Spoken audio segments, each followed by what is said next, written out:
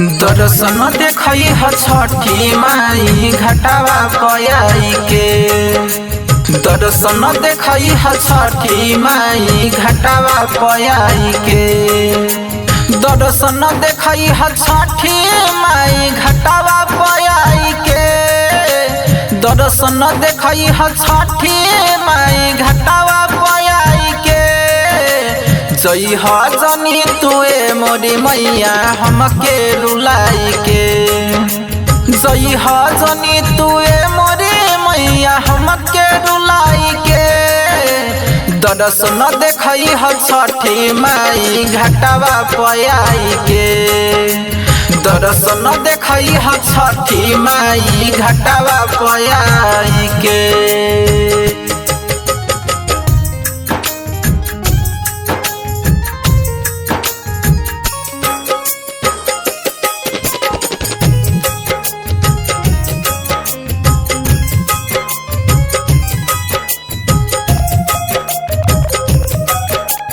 रहुए लाबा बनवले केहू ठेकुआ या कसार हो।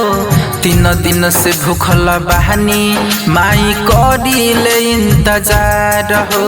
रहुए लाबा बनवले केहू ठेकुआ या कसार हो। 3 दिन से भूखल बहानी माई करीले इंतजार हो। कि असरह बानी लगवले माई घटावा सजाई के। असरह बानी लगवले माई घटावा सजाई के। जई ह जनी तुए मोरी मैया हमके रुलाई के। दर्शन देखई ह छठी माई घटावा पयाई के।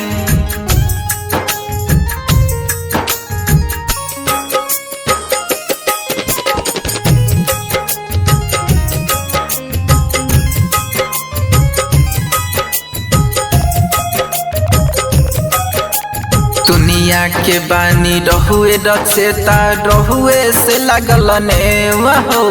दर्शन देखई है रहुए संगे आई सूरज देव हो। दुनिया के बानी रहुए रचेता रहुए से लागल नेवा हो।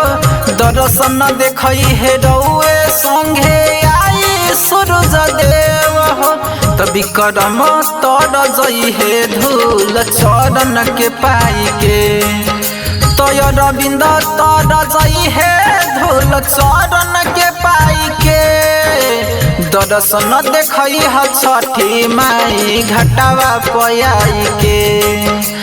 दर्शन देखई ह छठी माई घटावा पयाई के। श्री राजदेवी रिकॉर्डिंग स्टूडियो हरई।